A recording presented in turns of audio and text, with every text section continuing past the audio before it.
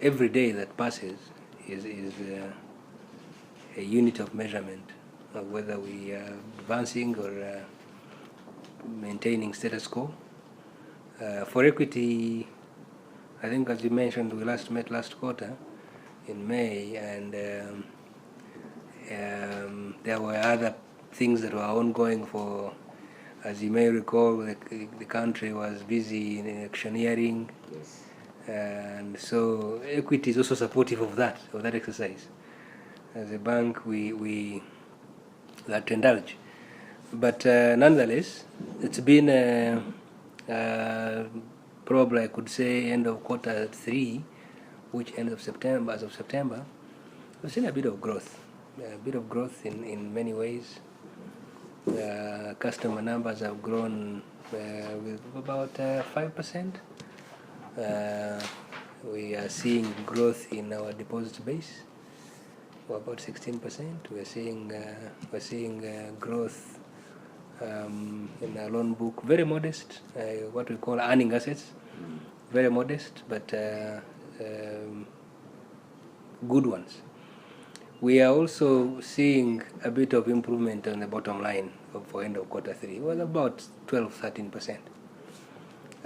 Of course, that is in context of the country, because if you may have listened to the governor's monetary statement, he actually mentioned that the quarter 2, that is beginning April, end June, yes, growing at 1.5%. So you can't grow bigger than the economy. When the economy is growing at 1.5 and you're talking of individual line is growing by above that line, then you can understand the effort that is put in.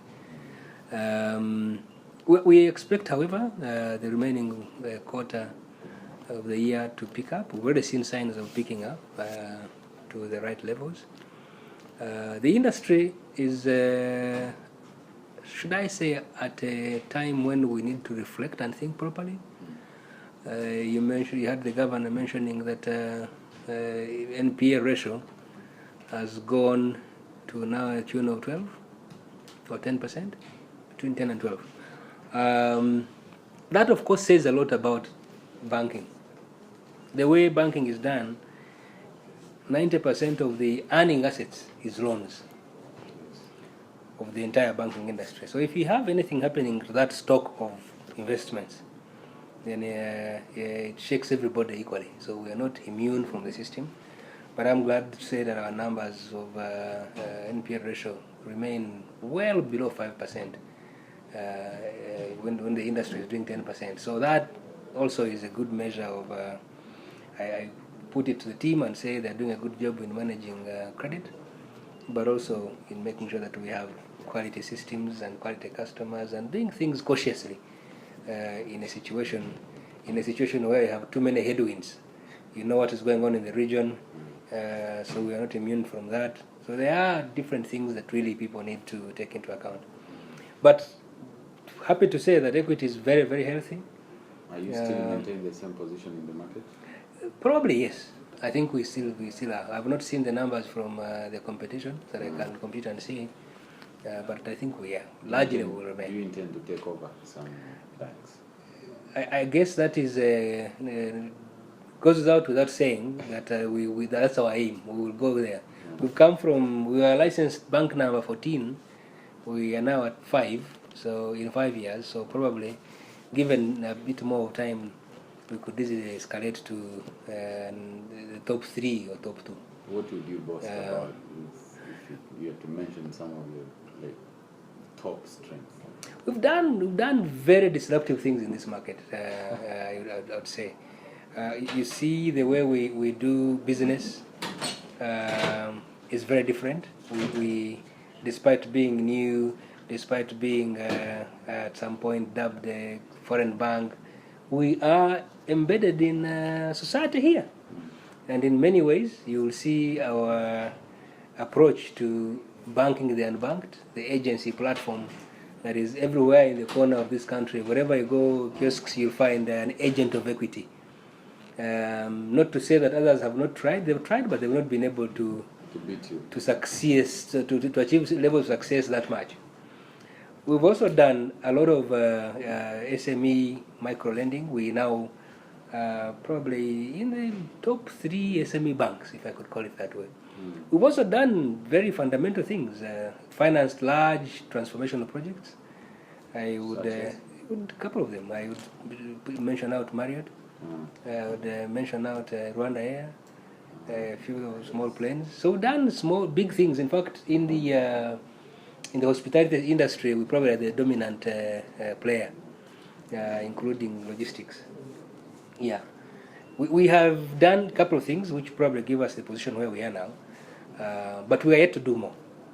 So if you asked me what we've done line by line, I would tell you we've empowered Rwandans to transact, the ones who are in the villages. We launched out our Easy 24/7 years ago, which is a mobile telephone technology that you would use to transact wherever you are. We've done, should I say that we've created a catalytic role in the economy in the way we compete. I think when people look at our ability to turn around things, to do service quickly, to digitize, they feel this is a brand to be reckoned with. Are there areas you can't touch? There are quite many areas that I will not touch on for now. I'll bring out at some point. We've not been big in agriculture for obvious reasons, but trade, we are probably amongst the dominant players. Energy, we are amongst the dominant players. Export sector, we're amongst the dominant players. Real estate, we're amongst the dominant players. Consumer loans to staff, to people, to staff of organizations, to salaried employees, we're probably amongst the largest players. So we've done a bit of work that I would say gives us that impetus and recognition in society. Interesting. Where do you get your largest portion of liquidity? Retail, corporate? It's probably a large chunk of our deposits come from small depositors, micro depositors. We probably have 60% of our deposits, which is now about 120 billion, 115, 20 billion, 50% of it being from micro. So talk of people who are operating on the agency platform, talk of me and you who bank 1,000. Those are the guys, and that's where we want to create impact. What about the ratio of taking? Who takes the largest? Even Retail, that, corporate? even that, retail is the largest. About 40-50% of our loan book is in that sector. Yeah, so that's, we are an SME bank. We are an all-inclusive bank. We are not. We don't boost ourselves being that big bank. We want to focus on changing lives of people. You had an issue with the system that was based on the previous technology you had. Have you moved to another system? We are actually at the moment in the migration phase. We started off upgrading our entire system about 4 months ago when we completed agreeing on the versions that we need to go to give us a better capability. Which one are you using? We use a system called Finacle. Yes, you're migrating from 1.3 to 1.8. We're going to 1.8. Now 1.8 is very transformational. Yeah. In the region, we probably have between 15 and 20 million customers using a system, even if they all logged in. What figure? Between 15 and 20 million customers in the region across the network of Equity. This is a lot. Yeah. We are in 7 countries, so you would expect that we are not. Kenya itself, we should probably have about 10 million customers. Do you have infrastructure to support this one? That's what I don't tell you. That's what we've invested heavily in infrastructure, in our IT infrastructure. Very heavy. Over $80 million investment in the IT infrastructure. 80. To make sure that we have the capability to service these customers. Because you could imagine. Money back? Yes, we will get it. We will get it. As I said, we are here to stay. We are not fly-by-night investors. We are here to stay for years. To allow our customers, wherever they are in the world, because they will be on the self-service system, to actually plug in and serve themselves. Yeah. So in other words, we are taking the entire bank to their hands to say, you serve yourself, whichever you want to do. You want to pay a bill, you pay. You want to do a transfer to another bank, you do that. You want to pay your employees and you're in the US on holiday, you do that. You want to do everything you want to do that will have brought you to the bank. Even borrowing that would have brought you to the bank. If you're borrowing less than, for a starter, we probably will start about 1 million and below. So for the farmers who are in the countryside who are looking to pay school fees and they are short on cash, they don't have to walk to the bank. If you want to pay school fees, you can do it online. So everything that we're not trying to do, the reason why we're migrating and going to a higher version is to allow us that capability that we can serve our customers in the comfort of their homes and zones and offices and wherever they are. We have lines of credit that we can that are longer in nature. We borrow on or call on. You run to when we're a large group. I have lines with Kenya. I can take money from Tanzania, from DRC. So I am not like one standalone. So if I have funding needs, I can call on my brothers in the region to channel here. But also that is in context, because we can't be doing things that are going to expose the bank completely. Secondly, we're challenged by technology, and I'll speak on behalf of others, not myself, because we don't know where this madness is going called technology. You have telecoms coming in, wanting to play a financial role. You have now what you call fintechs. Fintechs are based in the world. They are lending money here to Rwanda and don't know how they pay. I don't know. Let's look at this week. So, is this significant that there is a customer appreciation week and all this fanfare around? For us, Magnus, this week is two things basically. Is to reflect.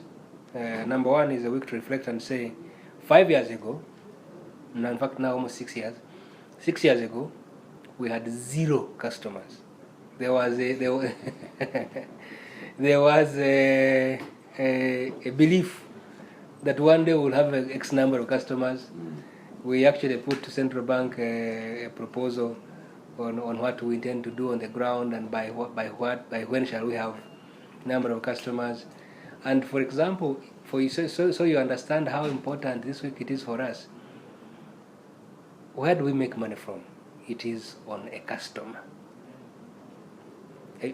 The fewer customers you have, the smaller money you make. The more they are, because per customer, then if I have a chance of making a coin, I'll be better off.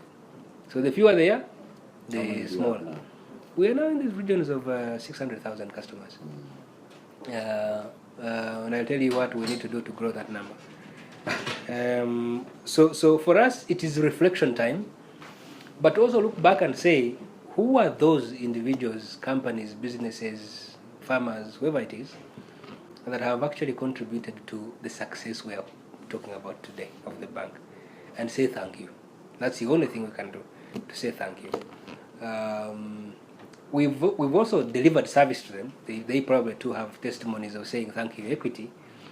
But so that they know that we value them. They are our partners in our business growth. They are our rocks, if I may call them, that short of which we then start trembling, or then we get feeble knees. So to our customers, it's a great time to appreciate them. We know it's a worldwide event, but it means a lot to us that we actually look back and say 6 years ago we didn't have you. Thank you for trusting us. Thank you for being with us, despite the challenges of being through together. But just to say, we recognize the role the customers have played. I've always recognized, we've always thanked them, but it's in a special way this time.